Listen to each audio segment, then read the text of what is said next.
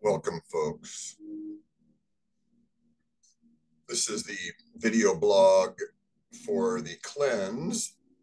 We had a nice community dinner talk last night, and there are a few things I wanted to button up today. So I'm on this is Craig Lane, Health Alchemy YouTube channel. Thanks for watching. So I'm on, my cleanse officially started Monday. Started a few days later than I had planned, but trying to gather the troops together for at least some kind of group. And we got that rolling, and it takes some personal effort and influence to get people to do this sort of thing, because as I talked to a new potential colleague today, she was saying, 3 days might be, she's like, 3 weeks is too intimidating, 21 days. And I say, well, what about 3 days? And then I went into the SMART goal acronym, which we could spend a whole, by request, we could do a whole video blog on that. The SMART goal acronym is what keeps us in the world of sort of quantifying goal setting. So I was telling her that, and if you don't know it, I guess I'll have to digress. So simple, specific goals. There's different variations of the SMART goal too. None of them are entirely correct in my view. I've seen so many, but oh, and there's music in the background there. Maybe I should turn that off.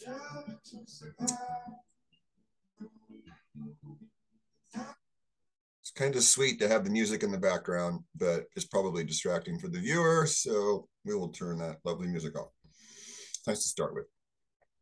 So simple, specific goal, a measurable goal for the M, attainable, realistic goal for the A and the R, time-bound goal for T.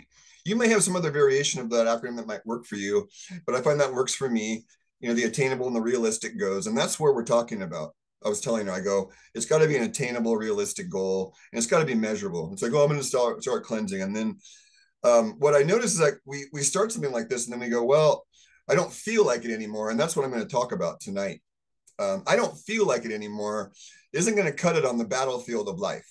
I'm just going to say that. And we are in the battlefield of life now. I don't care how you slice it. You can have all the hopium you want, but the world is set up to be a duality, a polarity, a tension, if you will, between opposing forces. That's actually what we are two opposing spiralic forces, centripetal and centrifugal. That's what you're seeing here is two forces dancing. But we have our agreed conventions, and so I can only be so dorky, I guess.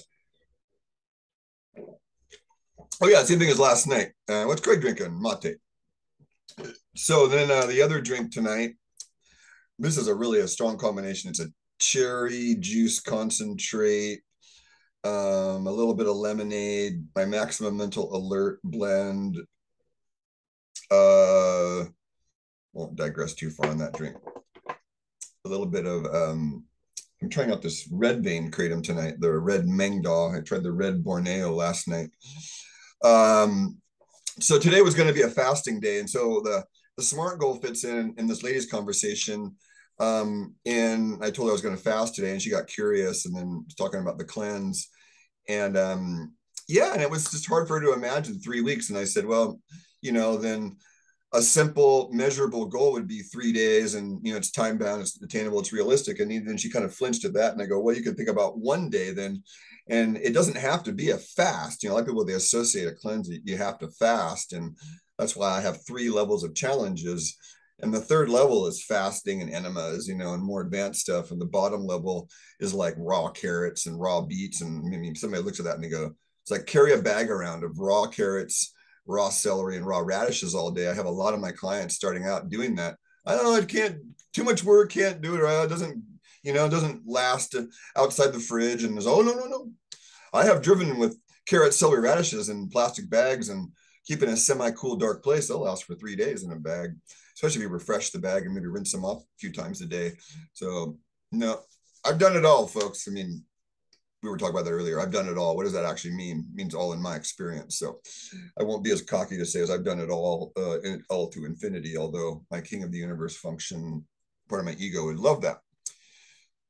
All right, so let's see. This cleanse officially started. I had a huge coffee thing this morning. I hadn't had a craving like this since maybe 2 weeks prior, or a few days prior to when I stopped drinking it. I was on a fairly daily. I don't usually get in this thing, but I got so healthy in the last few years on a lot of levels. I was able to withstand the potent stimulating force of coffee. And those of you out there who ever never really felt the potent stimulating force of coffee, and that's just the way your metabolism works, probably, and it doesn't make one person right or wrong or one better or worse. I just want to add that in too. I got to the point though, I'd have a cup of coffee and be yawning 5 minutes later, and these weren't for me. It was like that much bean, probably that much bean. Where I know that a gram of coffee beans has a 10 milligrams of caffeine, so it's like 10. If you think a gram, 10 milligrams, so what's a gram is it 1,000 milligrams is a gram? I think that's the way that works.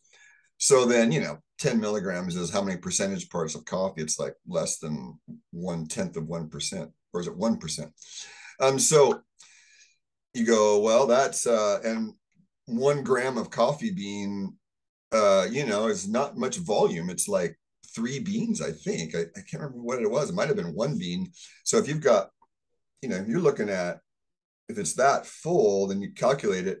I work these numbers out of my head because I want to find my dose, my tolerance, because I'm a clinical guy, and I want to have, like, I still didn't do my blood pressure check. I was going to do it this morning for fasting, and as part of it, we get in these modes, and I'm just calling it like sort of spiritual triage right now. Like, I've been wanting to cut my hair forever, and I'll probably take a photograph tonight just to get it out of the way.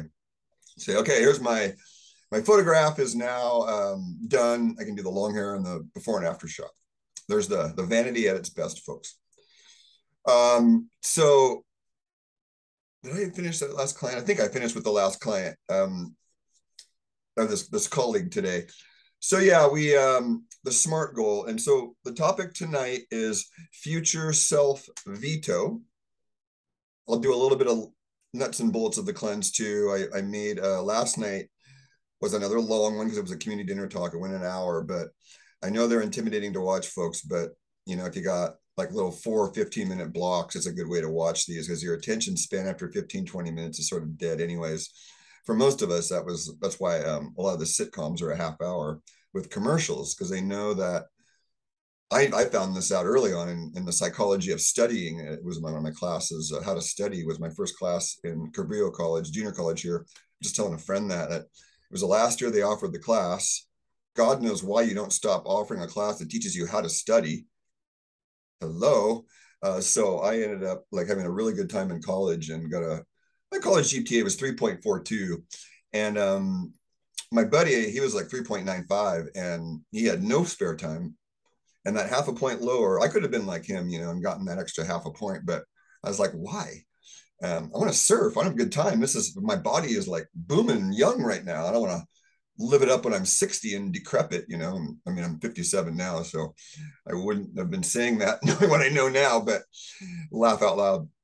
All right.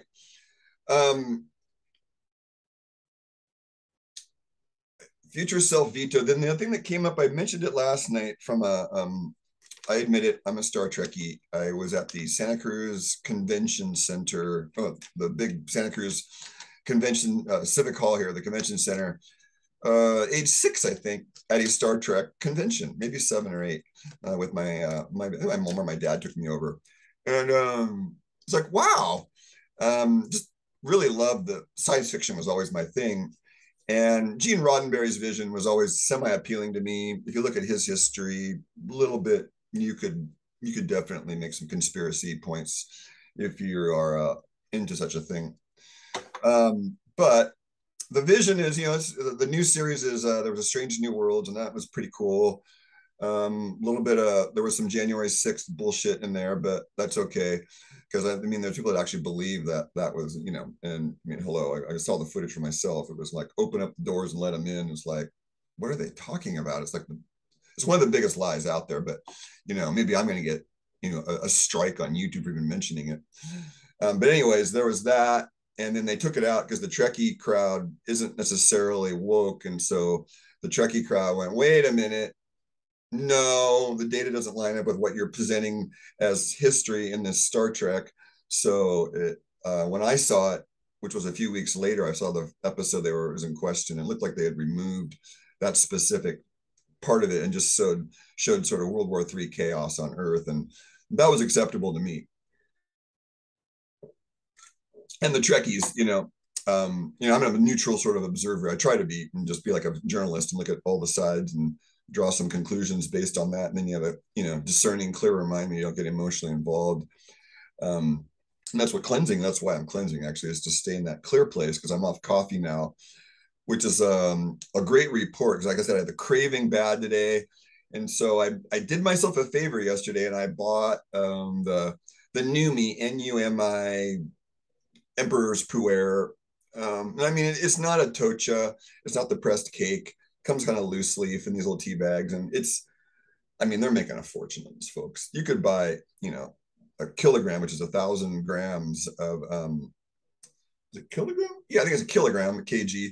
And it's 1,000 grams and, might be $100, but that's 1,000 cups of coffee. That's usually about a gram per cup. You figure with tea. And so you break down pay $100 for it, you get 1,000 servings. That's 10 cents a serving, right? Well, they're charging 12 tea bags is like $6. So they're getting 50 cents a serving. So if you break it down, it's like these Numi people, you put a little pretty package around it, and and so it's the tea experts would cringe, but it is a dark black tea.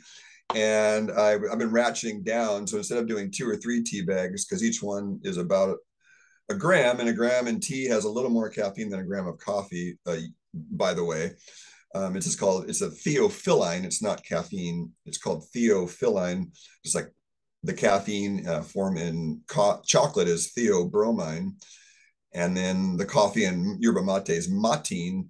And what do they all have in common? INE on the end. That's how you can tell the alkaloid type. And this is in the methylxanthine, INE, again, family. It's a stimulant family.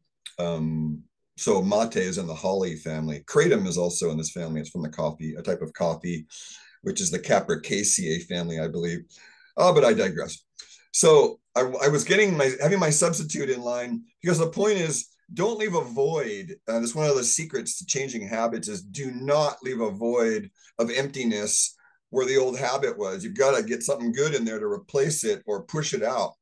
So in my case, what I've been doing is just doing enough caffeine to avoid the transition, which this time was very successful. I also use a little chocolate, which sometimes backfires because I have a strange relationship with chocolate. It can really cause a 2-day migraine of sorts that will take me out. I mean, at worst, I have to lay down. And the only thing that feels good is laying down. As soon as I stand up, it's like the gyroscope goes, oh, I need to lay down. And it's not good. So at this point in my life, during this World War III phase we're in, it's just that's not acceptable. I mean, but nausea could take out the strongest of warriors. I used to think about when I vomit and be just on the ground in fetal position, thinking to myself, it doesn't matter how strong you are, how fast you are. If you get a gut punch and you got to vomit and you have nausea, I don't care who you are. And so that's one of the side effects, by the way, of too much fight or flight, too much sympathetic nervous system dominance. Nausea, in my case, is my signal of overwhelm. And then my stomach meridian would show wiry or tense because I'm stomaching too much. You see the metaphor? So that's how I work in my practice. Take your pulses, and in a full exam, I'm taking pulses and photographs and exams. And like last night, you got a little taste of that too. And then you get there's a lot of free tests that anyone can use. And then I've just been using them for 13 to 15 years because the medical misdiagnosis rate was so pathetic 15 years ago. It scared me. And I got to learn this for myself, because these people are, I'll leave my judgments for another time. It's just, there's a lot of observations. I've seen this lady today. I've seen the worst in medicine over 30 years. I've absolutely seen the worst cases, the worst scenarios, the most corruption, the most ignorant MDs. And then I've seen some of the best by my own experience, because my life was saved by the ambulance drivers and the paramedics and I wouldn't say the doctors saved my life. I think they were bumbling idiots, but the nurses for sure. And but the doctors at Dominican that I had too, they're just like, man, I'm probably lucky to have gotten out of there in one piece. Hate to say it, but the data is I have a few friends that have gone in there and have left dead, and pretty high ratio actually. So that's the data. I won't go into the specifics. And so the point of cleansing is another value of cleansing. Why you find these little gems in the middle of what I'm talking about is that's an observation of those who cleanse is they don't get sick as much. Another one is if you get regular body work. I've been doing body work since pretty regularly since 96.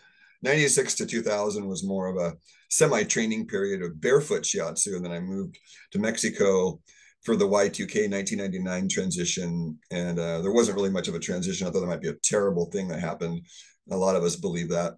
And then I came back to the States in 2000, lived with my brother, just bless his soul.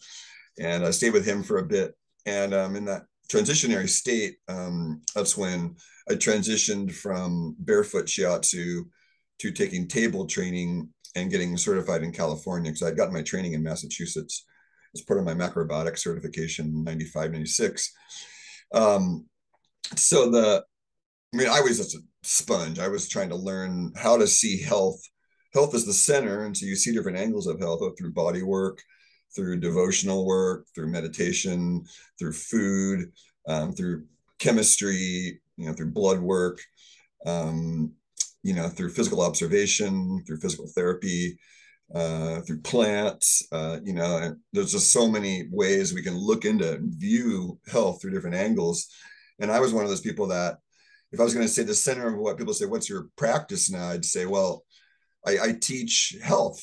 Not a health coach because I'm not coaching people. I'm a health influencer, a health educator, closer to I don't like the word naturopathic doctor or a natural doctor because I'm going to be blunt. Most of the naturopaths I've seen out here, they're just stuck in the nutraceutical model and they haven't taken the transition to what the Oriental medical practitioners, the acupuncturists, the natives, the old Greek medicine, the Ayurvedics, that looking at process, like what's the process occurring in a person, and then the snapshots or chemistry or measurements, they give us clues as to the process occurring in a person. And then we're not treating diseases, we're treating syndromes and imbalances and frequency imbalances, and disharmonies. And Chinese in acupuncture has all kinds of great terms. They have constraint, that's a great word. You're constrained, you're disharmonized. You see, so you're too damp, you have damp heat, you got wind invasion, it's just very metaphorical things that you can swallow. I statements, I was just talking about that, using I statements. So I can really absorb that. I can't absorb the other. So like chemistry is like if somebody, I have a lot of science-based people in my life and hey, we need science, but we need a bridge so we can feel the science. And that's what my job is. So I have friends that they'll tell me the science and I've learned enough chemistry and science and health to say, okay, a little more, and then I'll feel it. And then I'll go, oh, what about this and this? And then I'll help them connect the dots of a few things they hadn't thought about. And regularly I get this almost daily, like, oh, I never thought of that before. And I'm like, welcome to my world. These are things I think about my entire life. So that's my value is I'll help you connect stuff. And so those who get body work, back to that, in general, in my experience, I had a client I just saw yesterday. I saw him, he's seen him for 17 years and it's very rewarding. So he gets that reflection back to him. Well, 10 years ago, this and this, that, what about what happened over here? And, a big thick binder of notes. And it's like, that's why he comes back. And trust me, we don't agree. Like our political viewpoints are completely opposite. And so I get to practice keeping my mouth shut and offering him the heart, because the other stuff's extraneous. He's here for a context. And then I provide that. And I have the discernment now to know, like, I used to get my words in edgewise thinking I was educating him in the other office I used to work at. And I probably was on some level. Because I can't stand it when I see someone living an untruth and they come into my world. And that's the problem with sort of the awakened state is there's this subtle spiritual ego that believes, and I'm saying I'm guilty, that believes my thoughts, since I'm closer to enlightenment, or enlightenment's moving through me, or I'm an angel channel, whatever the freaking label you put on yourself, that my thoughts are more true than your thoughts, and therefore you should listen to me. And unless it's data, like, we got something on the wall there I'm pointing at, a picture, we got this Buddha over here. That's data that cannot be argued. But when you start talking about inference and opinion and beliefs and faith, then we're all entitled to our own. It's just when in the world right now we have, dangerous belief systems that can harm others, and they're being brought in from above. Humans are naturally sort of cooperative, just like nature. Even when the lion's eating the caribou, it's still in a sense, spiritually, I don't think what the animals are going through is not what the humans are judging. I believe it's something beautiful, from their perspective. And I even knew a few gurus in India that, one story in ancient India, I think this guy let himself be eaten because this mother lion and her cubs were starving. And I believe, as the story went, he let himself be eaten so they could live. And it's like, what? All right. I was trying to get this to 5 to 10 minutes. It just never is possible for a storyteller, I don't think. And the manic stimulant rush does not help the, let's see, what's the word? The efficiency of conversation. I'll bet it's good for you guys. All right. So the coffee thing, there's this, I really wanted to show it kind of on the whiteboard, but maybe I could show it through, like, imagine, oh yes, we can do that. So imagine consciousness is like behind me, okay? And I can just change my screen to like, watch. That's what coffee does to my consciousness. I hope you can see that on the recording, that my background just went blurry. And so it's like that, but bright red, stimulated. And so if I already have some things laid in place, or I need to lay some things in place, and I can do the coffee vision. And then the way I used to use it was coffee with some fatty food, like a donut, and I'd go surf. And the fat and the sugar and the caffeine would make this, I used to call it the right formula. Remember, I did this one layback when I was a young man, down in San Luis Obispo near Hazards Canyon. And I remember I had a Carlock's pastry from Carlock's in Los Osos, if anybody knows, laugh out loud, and a cup of coffee. And my friend had surfed down the beach a little bit, and I was on this other peak. And I still remember this day of, like, I felt like was a pro surfer that day, and I just felt so good. And next day, floundering like a beginner. And so I was always trying to work out the chemical formula, what's the right amount. And then I discovered that when you have a stimulant, you need to move around. That's one of the points of the stimulants, to get motivated. So the anticipation before the stimulant is the best medicine, is to not jump into it too fast. But it's just like with sex. If you jump in too fast, it's not nearly as satisfying as if you savor, like, what am I feeling right now as we're taking our clothes off? What am I feeling right now as I'm touching her hand? What am I smelling, seeing, hearing? I saw my friend Richard Brule teaching that to his daughter about a story from her past. He asked her all the correct questions, the reporter would ask, and all the sensory questions, who, what, why, where, when, how, in that moment. And what were you seeing? What were you feeling? What were you hearing? What were you smelling? What were you tasting? What were you touching? And what were you feeling? And then that's naturally what I was sort of, what they call a writer or a muse comes in with. And so ideally the coffee, it's bringing all that up, and you're all aware and awake, or the idea of it at least. And then it comes, and the way it ends up looking is not the same as the anticipation, especially when we're in an addictive or habitual cycle with it. For most of us, it's not even a choice anymore. And when it stops being a choice for me, it needs to stop. So I stopped, and that's what happened about 2 or 3 days afterwards.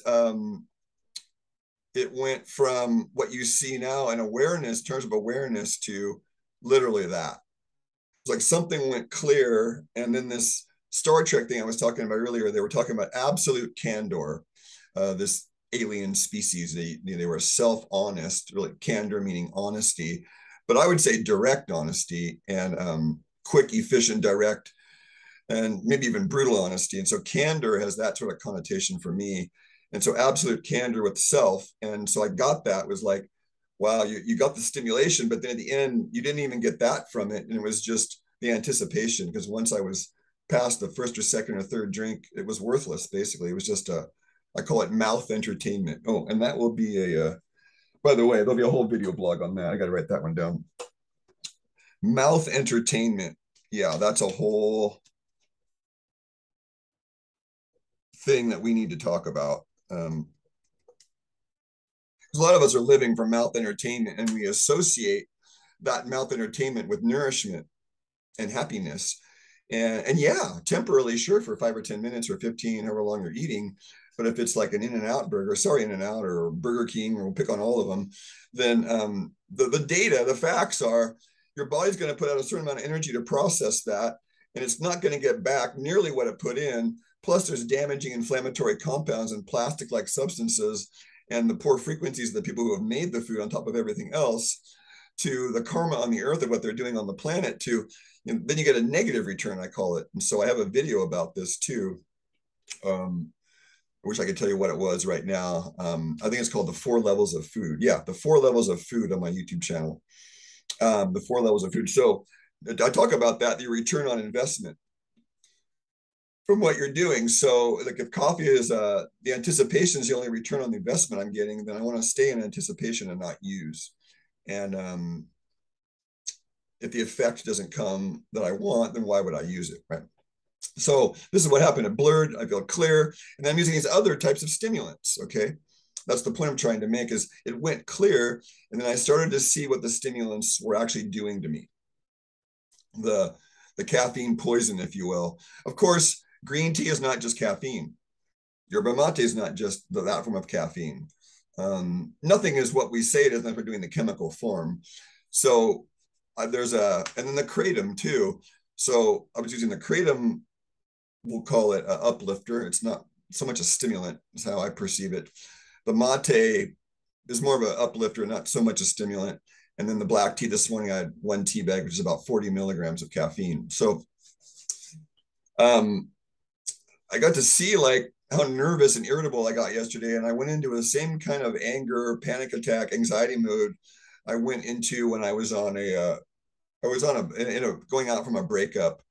And she knows who she is. It was like a 2 or 3 year process of me, first of all, deciding I needed to live and leave the world because I was so bummed I couldn't be with her. And then and I was using black tea pu'er, the cooked or shao pu'er, full tochas, which are 6 grams generally, every day. And so if you multiply 6 times 40 milligrams per gram, that's 240 milligrams a day. And I would go around with my little thermos drinking it all day. I'd brew it in the morning and whatever was left, and then I'd take that with the afternoon. And it brought about this certain irritability in the nervous system after too many months of regular use. And I was using cream and honey with it, but nevertheless, it still wasn't buffering my nervous system. And so I got to see on a much lower dose of 40 milligrams or 1 gram this morning. And yesterday was like 2 or 3 bags. It's like, and then I blew up on 2 or 3 people, including the full script people, and for reasonable reasons. I mean, it's righteous anger. It's righteous anger, but it's also like it was overdone and overplayed, and it wasn't even necessarily kind. And so, what happens with me is if I have an outburst like that, then I go meditate. Usually when I'm fasting, like, or in a more meditative state like today, there's no avoiding the imbalance of what I caused and brought into the world. So it comes back to me in those quiet moments where the awareness processes it, and it's like, yeah, I need to make amends for that. So I made amends with 2 of the people, and then I'm still deciding if I'm really, yeah, when I call making amends, it's not even being sorry. Like I told this one woman, I'm not sorry for what I said. I'm just sorry that it landed well with you, and unfortunately, but how I feel is there's not sorrow. And so I can never say I'm sorry. I will not say I'm sorry to somebody if I'm not genuinely sorry, It's like, well, I'll give you I'm gonna make amends and I'll connect with you, but I'm not gonna say I'm sorry if I'm not sorry. That's just the way it works with me. And this person knows that. All right. So the clarity came in. That was a long digression, but it was really important. And then tying in with that, then with absolute candor, has been this sort of difficulty in the mornings, especially just facing like last night. I got to bed, yeah, around 12:30. I went on a little Star Trek binge because it's this new thing, and it really helps me get my mind off of it's the end of my work week, so to speak, because sometimes Tuesday night through Friday night are just it was really packed this week, and I have a new VoIP phone system, which I paid for a whole year in advance. I was so impressed, and I got a free month trial to decide if they're going to take that money or not. And I just made a call to my virtual assistant in the Philippines, and works great, and made another business call today with it. And so it's kind of, you need internet reception to have it good, or if you do it on your phone, then you have to use your provider plan. But I'm usually around internet enough that this really works for me, and I don't want to have a cell phone carried around with me 24/7 anyway. Even though I have my personal one, I want to be able to have that one off more and have this system connected to it where I can just check stuff on it and check messages and call back from the business number. I mean, it's just awesome. So I think that the next step for me, I knew that I wasn't going to be able to, that was the point. I went to bed at midnight, and it's like, okay, I know I have an 11 o'clock business call, and then I have another 1 o'clock to 3 o'clock business call. So that's 3 hours of interactions of relating. And for me, it's like when I fast, it's almost mandatory. I'm either in like a robotic interaction, like just data entry, or doing something creative on the computer. But if it's like interacting and relating, then I need to have some food and sort of a barrier or a buffer, because I'm just too empathic when fasting, and I don't want to be that open and then that vulnerable to having to process someone else's stuff, which is generally what happens. It's a long-winded way of saying, yeah, there's the rationale, and I'm very open to feedback. If somebody was working with me like a therapist, that, oh, you're just rationalizing it away. And yes, that's valid too.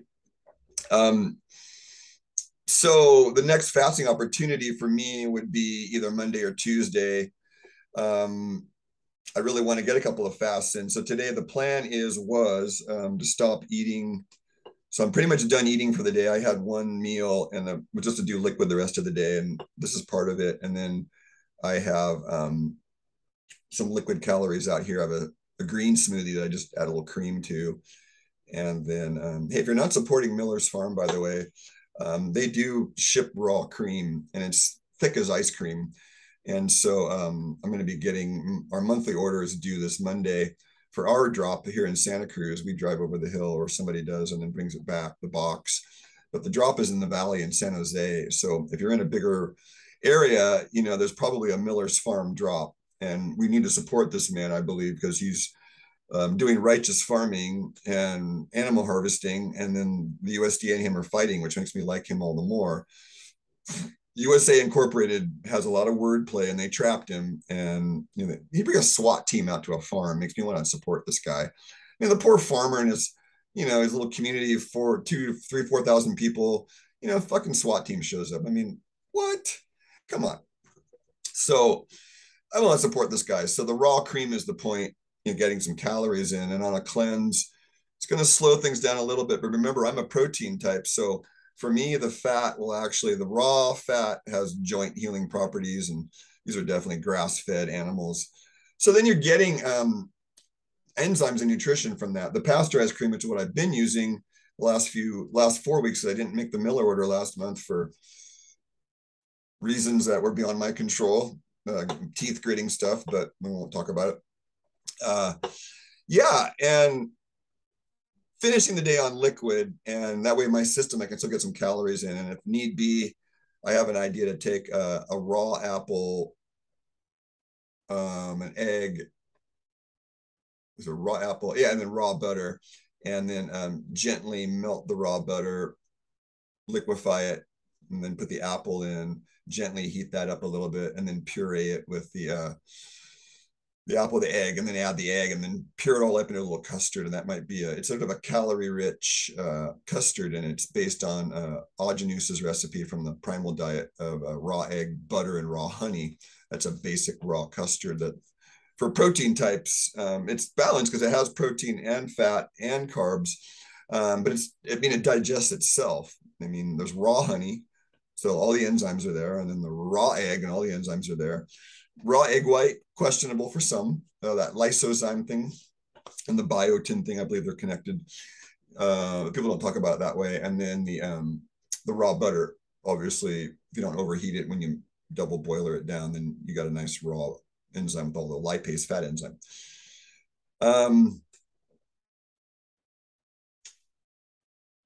Future self veto is the last part to go over today. Besides, just do a quick screen share.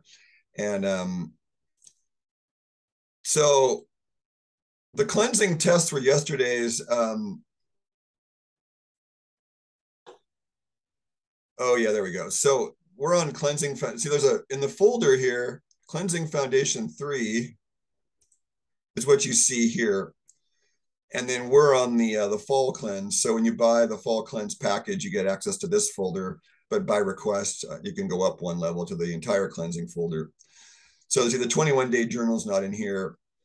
So I'm going to add it. And this is accessible from the private email group. So see, fasting October 15th, that was today, ideally. So I had a little schedule set up. And so just to hold myself accountable, see, I slept in as long as I wanted, did a tiny bit of yoga, did some tea and cleanup, and waking into the awareness of love. That was a wonderful affirmation today. The phone call wasn't lying, but it was cozy seated, and it was a self-hug. We had a great conversation, me and this lady. No, only a tiny bit of watering, lay down and nap. This conversation went late, and then I had a 1 to 3 with my office assistant, Stella. So seated and gently moving, that was good. Light of spirit, that all worked great. Made amends with her for my excessive, all caps email yelling yesterday. I did get an HHO Aqua Cure in today. Had a long conversation with Ian instead of reading, building a structure around the building here. That's really easy to do. And, we're at 6:40 right now. So tea reading, music rest. I've been doing more service than ever. So just been doing some free counseling for people, whether it's email or whatnot. Receiving care and love, curiosity, enthusiasm. So that's kind of where we're at right now. I feel in the enthusiasm phase. When this video blog is done, I'll get the rest of the evening kind of set up, my little drinks and whatnot, and then go into receptivity and coming in for a landing. And tonight, I am set up more to go to bed at 10, but I need to get some activity before that because the yoga didn't happen, and I am using a stimulant. So I'll put a night light outside here and do about probably 20, 25 minutes of yoga after all this blog is done. And this colleague today had said that, by the way. She said, I realized I made this connection that I don't sleep well when I don't have activity. And I'm 57. So she said she was in high school 6 years before me. So she's 63. That's a good thing to understand, is that we don't sleep well unless we have activity. And the less activity we have, usually the less well we sleep. And if we don't sleep well, then we wake up the next morning, we have less energy. And I've seen this downward spiral people get in where, and the way to break it is you've got to put in the willpower and just do a heavy day of activity, or go to bed late and then force yourself to get up early, and then just don't take a nap the next day, and you'll definitely pass out early. And then there's a lot of other reasons why we can't sleep, but nutritionally, I could spend 3 hours talking about that. So typical day then. So the 21-day map, back to that. Tomorrow's a work day for me, and I'm leading a group in the evening. So I still haven't done the chia thing. Fasting day, no. Quiet, not so much today yet. So to be honest, this week, the only day I have set up to kind of be quiet is Tuesday. So let's insert quiet down for Tuesday, even in 2 different places. And I'm leading that same group Tuesday night, so that'd be a good day. Prunes, celery, raw liver, raw eggs. So I've been doing the celery and the juice and the raw liver. So see, there's a fasting question mark. So I might fast through one of these days. If you want to be in the groups, you can let me know. You can get on the email group or Telegram. You don't have to really pay anything. Just ask, and then you kind of get some more insider stuff. The one thing I wanted to point out that you don't see very much, if you go on the weekly food chart, in the cleanse thing here, weekly fall cleanse week by week. You go to that one, or the cleanse cover master sheet has the weekly chart also. So I put in the post seed meal chews. So I have cumin seeds, coriander seeds, fennel, black mustard. So each of those has a little different parameter. And so I'm going to chew on cumin seeds because they stimulate saliva production. And if I was running really hot on the cleanse, I would chew on coriander seeds or just make a tea with them. Coriander's cooling, cumin more neutral, turmeric for sure warming, fennel's warming, black mustard's for sure warming and drying. So to the point of the black mustard to be a little more careful with, actually, if you're going to chew on them. And then raw sunchoke salads. The theme this last week, starting on day 15, 14, is, kind of rehabilitating the gut. And so sunchokes are high in prebiotics. And so they're what I call a gut reset. Because if you get gas, don't cook them, by the way. We did baked potato style raw sunchokes years ago. And because we were growing them, because they were sunflower. And oh my God, gaseous nightmare. You can't digest this carbohydrate when it gets cooked, but it's fine raw. So you can see the rest of the week there. You could have a look at this if you're on the email group. All right. And then finally, this cleanse chart here. I'm going to show you guys just really quickly on the checkoff list, I believe is a quite good thing to use.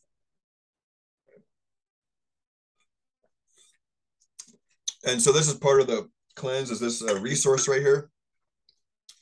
Wow. So if I'm looking at this, I don't need the herbal tea laxative personally, so I skip that. I'm getting the live green juices in, a little bit of cruciferous, bitter greens, yes. Herbal teas for the liver, yes. Liver supplements and herbs, yes. Radish, garlic, onion. I just made, so that was the big news. I made the radish, beet, and onion salad yesterday, and I will show you a picture of it here. There it is. So we had a little picture I took last night. We're doing radish, beet, and onion salad. I'll just show you guys. So that was the in process right there. There's the radish salad in process, including the green because it was fresh. And then there's the beet salad with grated beets and apples and the beet greens even. Again, so watch last night's video, and that's the olive oil. So then there's the onion salad, and that's, you see the common ingredient is olive oil, lemon juice, and apples. And these are these Gold Rush apples here. They're heirloom Granny Smith. So there was another photo somewhere in there. Oh, that's right. It was in the email. Sorry, folks. We can go over there real quick. Beet radish onion salad. There it is. Okay. The photo's kind of dark. So that's the onion salad there. There's the beet salad there. And there's the radish salad. And usually the radish salad looks more pink and white and red because of the pink, white radishes, the French radishes. But the greens, this was from the farmer's market. So I was telling my lady who was here last night, I'm going to go off screen share for a minute here, that I got them fresh picked that day. So if you go to the farmer's market, you generally get your veggies fresh picked that morning if you're going in the afternoon or the late morning. And then you've got all the vitality there just freshly picked, and you want to get them processed into whatever you're doing with them quickly. So what I do is I have them on tomorrow nights. I'll show you. I have them packed in 4 mason jars. The radish salad ended up yielding, it was 3 radishes for 2 bunches. So I think I got 6 bunches of radishes, and they were small. So it's a lot of chopping, but the greens were so fresh and vital that I was able to add the greens even after 2 days in the fridge. If you don't touch the greens, they last longer. But I was telling this person that probably more than 2/3 of the vitamin C is gone because the vitamin C is a water-soluble sunlight vitamin. And when the sunlight's that's pulled out of its roots, not much hope. But the greens and the roots were attached. So that's what I call the roots and tops recipe in my recipe favorites. And that goes all the way back to 95, 96. It's a macrobiotic recipe of balance. The root and the top, the entire plant processed. So that was what went into. If I had the onions with the tops, I would have done the same thing with the onion salad. But the onion's round, and that's a sign of also of wholeness. That's pretty cool. Sign of wholeness. And then the radishes with the tops, and then the beets with the tops. And it'll sit in the fridge. I wasn't going to plan on eating it today. I had a little bit earlier with some shrimp sushi, which I found the shrimp was cooked, but it was a good meal today with, so that was sort of my fasting meal, that because I can't do a stimulant without the food. And that was the plan, to get that done by, probably by 1. I figured I'd get all that done, but it just didn't happen today. So here we are, 6:45 in the evening, but at least the intention's lined up maybe to try it again tomorrow. I'm leading a group tomorrow night, so probably not a go. Probably need a snack after group to kind of ground me out. But again, that raw custard idea is great. We're going to spend this last bit on future self veto, except that there was anything else. If there was a live call, I'd take questions right now.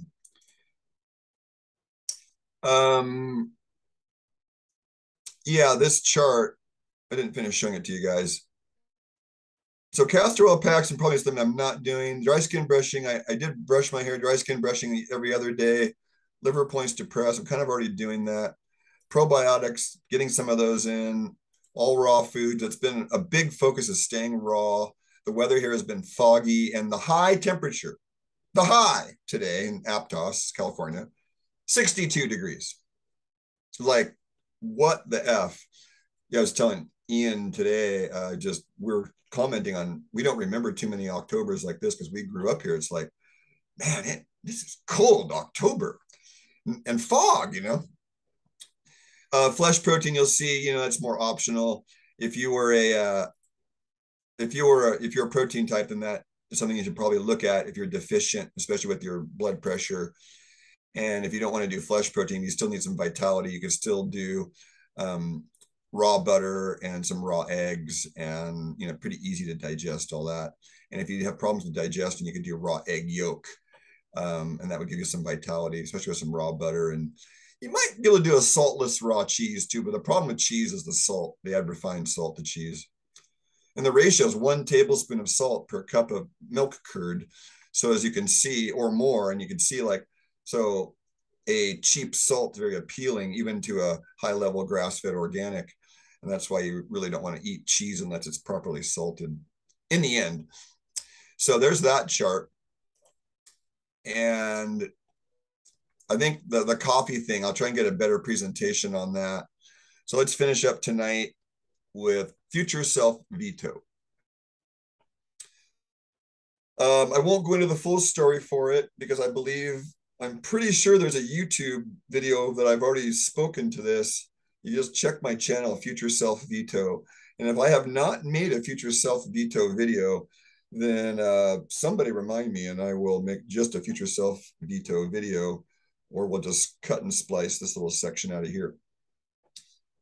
Okay, so Future Self Veto, in terms of cleansing, is part of absolute candor, and it's part of absolute awareness that the past, the present, and the future, they're all united in the present.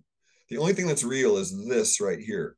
So let's do a little whiteboard. That might help some of you just try to get a grasp on this versus me trying to gesticulate here.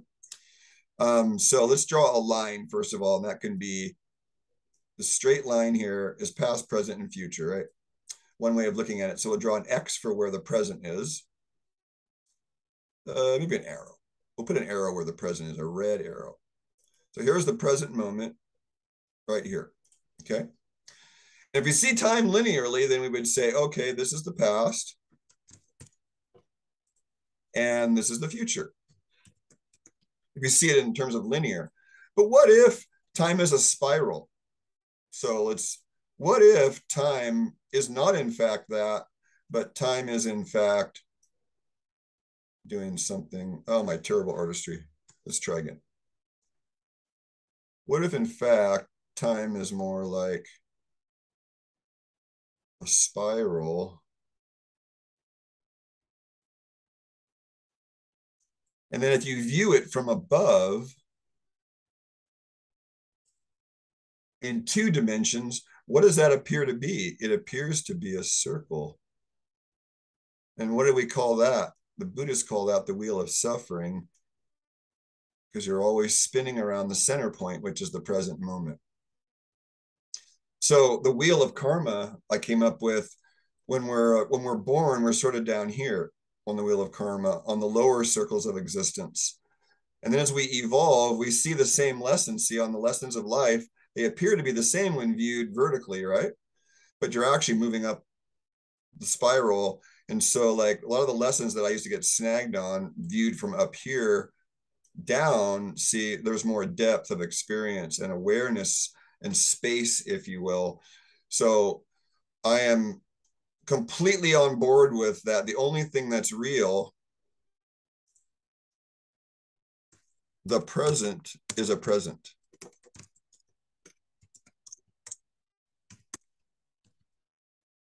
And then I'm going to say something down here that's going to blow some of you away, is all spiritual practices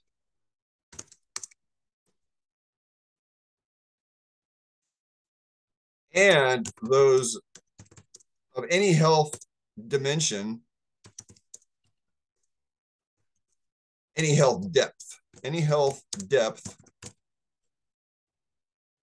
equals slowing down the earth suit. I'm just going to have to move this here. There we go. All spiritual practices and those that of any health depth slow down the earth suit enough to keep it present and let reality break through. There we go. So also, that's what I've discovered. That's not belief. That's not opinion. That is my direct experience of doing yoga for 36 years. Is the more yoga I do, or the more qigong, or the more tai chi, or the more awareness practices, then the apparatus starts to calm down and slow down in the monkey mind. The only way through monkey mind is to be okay with monkey mind, but we can't fake that. I'll fake it till I make it. Meanwhile, the addictive thought spiral, because that's the ultimate addiction, is thinking. And part of what cleansing does is it allows us to see this more clearly. And then, I had an exasperation 30, 35 years ago when I started meditating. It was like, it happens to everybody. It's like, fuck, I can't stay present. Like, my mind is distracted literally every 2 or 3 seconds. And then it got up to like, I could build I could count to 10. And then I knew I was doing better when I could count to 10 without getting distracted, right? But try it, just meditate yourself counting to 10. Notice when you get distracted. And then the goal is, if you get distracted, you have to start back at 1. And until you can count to 10, you can't leave your seat. It's a great challenge, And I couldn't, I sat there, I think the first time maybe 15 minutes. It was so frustrating. Sometimes longer than that, people have to sit. So that's what happens, is when the center is now. So when we say future self, we mean something that's going to happen from our perspective here. So let's save that whiteboard and then clear it. So we have this point in the future. This time I'll do a little heart. So this is the future over here with a bunch of hearts. And then we got, let's do a circle. Here's the present moment here. And then the past, let's do a bunch of stars. And there's the past. So we learn from the stars in the past, and we better write present in here. The now, we'll call it. How's that? So the now. And so the goal then is we use the future self. We use the future self for wisdom. And then we use the past self, learn from experience, right? Ideally. We call that wisdom. Ideally. Past, so we got this future self. And so this happened to me years ago. I was in a spiral, a cycle, where my future self was what I call morning guy. Morning guy or morning Craig. Okay. And then there was the now guy, which I'd get off work late. And then there was night guy or night Craig. I think you can see where this story's going, folks. Morning guy would wake up with, let's see. Yeah, that's a good one. Morning guy wake up like this. Oh, I don't know how I feel. Because night guy took all the fun. So he would literally, night guy would take all the fun, all the juice out for himself and leave nothing for the morning. And then morning guy would be pissed and unable to serve because night guy took all the juice, chocolate, cannabis, overindulgence, too close to bed. And then I was learning this as a young man, 20 plus years ago I wasn't that young, I guess. I was in my late 20s and early 30s, more into it was kind of like 2000. I moved back to the States. So that was age 35, 30. Yeah. So in the 35, 36 realm, when I was back in Santa Cruz, I started to see this. And it was, almost 40 years old before I really kind of got aware of it enough to take action. And so I studied this book about using someone in the future, some future part of yourself. Let's go off screen share for a minute. Using some future part of ourselves. So in this case, I was driving on a surf mission to Southern California, and the book, which is so cheesy, called Mystical Experiences in 30 Days. So each day there was a meditation on something that was, some of them were freaky, but I won't go into that digression. And so I was driving along the freeway going south, and I would contact Craig a week later going north after already having done his surf trip and asking him, like, hey, where's the insights? Where do I go? How do you feel? And I got struck, and I made a few breakthroughs on that trip through intuitions that came in from future Craig. So fast forward maybe 9, 10 years, and then that insight popped in of waking up one morning and going, this has to change. I can't keep waking up feeling this rotten. And so I realized I need to ask future guy what I need to do. And then I had this funny moment where I realized, oh, this is future Craig Veto. And then I tried to talk to people about it, and I realized, you call it future self veto, just generic, make it general, future self veto. And what I started doing in the evening then, and I'm still applying it, that's why I can laugh about it now, because morning guy's been losing out a little bit, because there's a certain amount all my clients who are parents, caregivers, we got to have some me time. Whether you call it meditation or movies or gardening or music or making love, masturbation, I guess, if you're alone, but whatever it might be, just your time, to love yourself and take care of yourself, ideally, and not self-suicide, like drinking yourself to death. But people do it. It's a slow suicide. I was on my own path of death wish many years ago, that we just have to be honest with ourselves, like, why am I doing this? It's like, I'm not happy. So I asked this future guy one night. It was a breakthrough. I was about to munch into a chocolate bar and, stay up late. And then it was like, morning guy went, it's like muscle testing. It's like a backward lean. If you put something up to your heart and your body goes, get the fuck away from me. We all have that ability to feel that, especially even with supplements. A lot of us there's just too much emotional baggage in the way about it. But if we clear that away, then we have this nice. So I realized this future person, or morning Craig, needs to be more in balance with night Craig. And I'm not saying it's been perfect, it's a practice, but for 10 years now, because of that relationship, my goal is, morning guy likes the morning. Like, I was always a morning kid, wake with sunrise. So this girlfriend that we split up, she was that way, and she still is. She loves the mornings, and so being in bed at 10 is sort of my ideal. But if I'm working, especially in the summer until 9:30, then I get home and I haven't had any me time, and I've been out there relating with others, I don't really feel and live my life until I get to reframe it in a meditation or a silent sitting. There's just no other way around it. And if it backs up too much, then I'll get physically sick and force myself to be quiet. Like, I sliced my heel open a few days ago. I was going to go surf and go into town. And then, it was so bad that it was like right below the Achilles heel. I might even show it in a photograph tomorrow night. But because of what I know, I was able to arrest any bad, because it could tear every time you walk, theoretically. So, that's the divine way of saying, no, you're going to honor, being close to home, which means not moving around a whole lot. And this time of year is really important for me to do that. And I'm telling you the I statements, if anything, you should do that. What I'm saying is, this is my example, and that's why I'm doing these to end with, is this is 20, 30 years of like seeing my patterns and knowing that if I try to stomach too much, I get sick, physically sick. And so I have what I call a relationship ration, which I've expanded out from this big, even just 5, 10 years ago to now. I'm able to relate with a lot more people without internalizing their experience into me. Because that was always my problem, was too much empathy, compassion in a bad way, pity even, and then we just get caught up in our own system and we end up processing it. A good example is I had a client with a skin problem a few months back, and she was all good after a week to 2 weeks. And then I got a horrible rash after a week to 2 weeks, maybe even like 3, 4 days later. It lasted a good 7 to 10 days.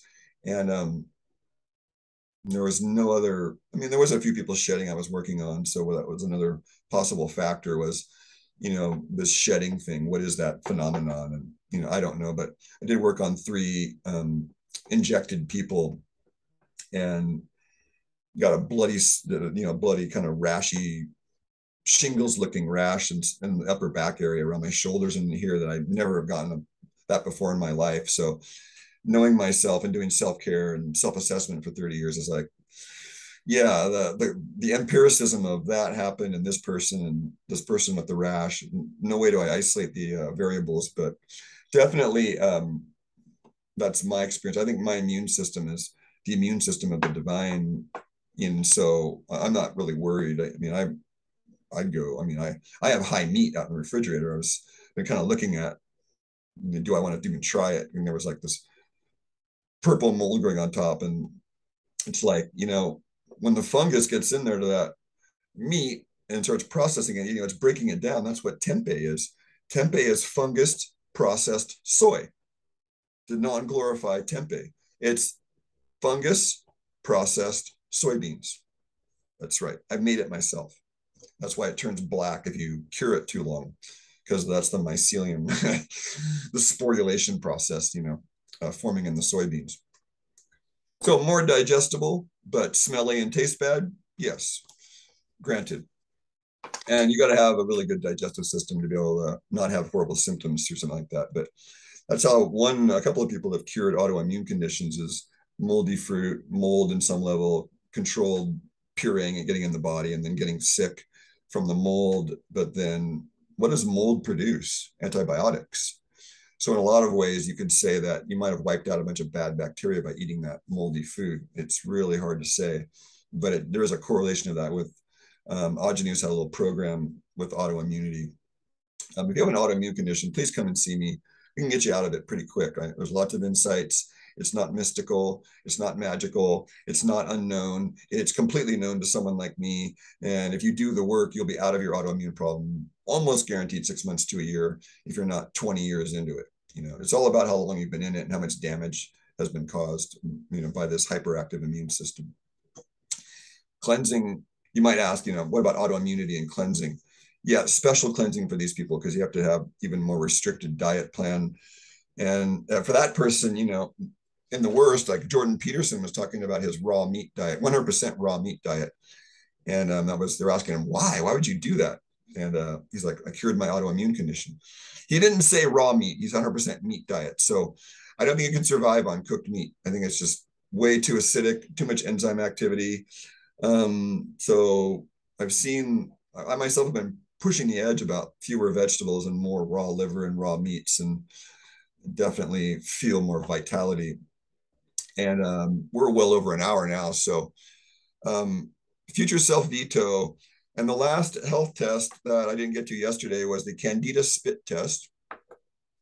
And that's pretend you just woke up. So just when you woke up, you have a glass of water by your bed and you just spit into it. Kind of like that. Didn't want to come out. And so there's this little spittle in there. And what you're looking at is the spittle getting strings in it? And I'll do a quick screen share. So you let your spittle just sit there and you kind of walk away for maybe 20, 30 minutes, an hour. And I will show you on a screen share here real quick. Sorry, one more little thing. We'll have to break these up into tidbits, but so we'll say Candida spit test. There's also a Candida questionnaire you can get. You probably just type in Candida.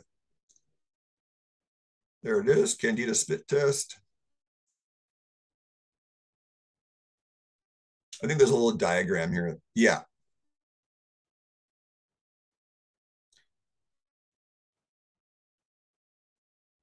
So if there are no strings present and the saliva is floating after an hour, then write on your piece of paper floats. There's a strong chance you are Candida free. If there's cloudy specks, strings, then you're probably got the Candida problem. So that's what you're looking for: strings, cloudy specks, and cloudy saliva at the bottom. So that's the what we're looking at right there. So hope that helps, folks, because it's a way to monitor on a cleanse. You could actually, the point of doing these tests is so you feel better about yourself, because you can see the improvement. Like I had a person come in yesterday and we took photographs of her tongue and her sclera, and we've been working together for years. And so we noticed they're looking at her records that she hasn't done any lab work this year. And so it's like, hey, you should get some lab work after the cleanse is done. And then we can see how clean your system got, and we can compare it to last year's lab work. And then, we have like 3 years of lab work, so we can say, hey, this year this happened and your lab work showed this and that. I mean, so causal loops, causation. And I will get off this call now. Way too long, and for some of you, but enjoy Health Alchemy YouTube channel, day 6 of cleanse, day 8, 9, or something like that. No coffee.